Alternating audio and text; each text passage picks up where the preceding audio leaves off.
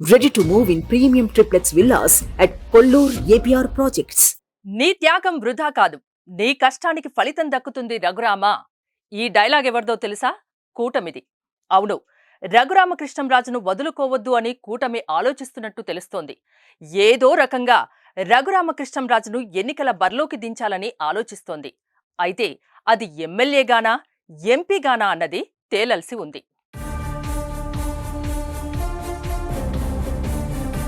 నర్సాపురం నుంచి తాను పోటీ చేస్తానని చెబుతున్నారు రఘురామ. ఇప్పటికే ఇక్కడ బీజేపీ అభ్యర్థిగా శ్రీనివాసవర్మ పేరు ప్రకటించారు. గతంలో సిట్టింగ్ ఎంపీగా ఉన్న రఘురామకృష్ణంరాజు మళ్లీ తనకు అక్కడి నుంచే టికెట్ కావాలని చెబుతున్నారు.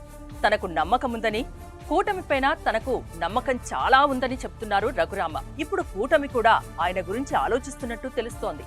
అయితే ఎంపీ సీటు అడుగుతున్న రఘురామకృష్ణంరాజు ఎమ్మెల్యేగా ఎన్నికల బరిలోకి దించితే ఎలా ఉంటుందన్నది కూడా ఇప్పుడు కూటమి ఆలోచిస్తున్నట్టు తెలుస్తోంది. ఇప్పటికే 3 పార్టీలు అభ్యర్థులను ప్రకటించాయి.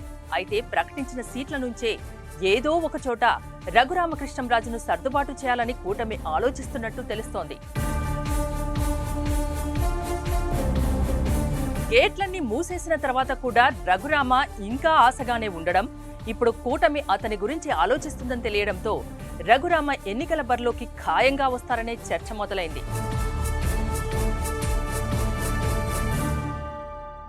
సుమన్ టీవీలో మీ పర్సనల్ అండ్ బిజినెస్ ప్రమోషన్స్ కోసం కింది నెంబర్కి కాంటాక్ట్ చేయండి.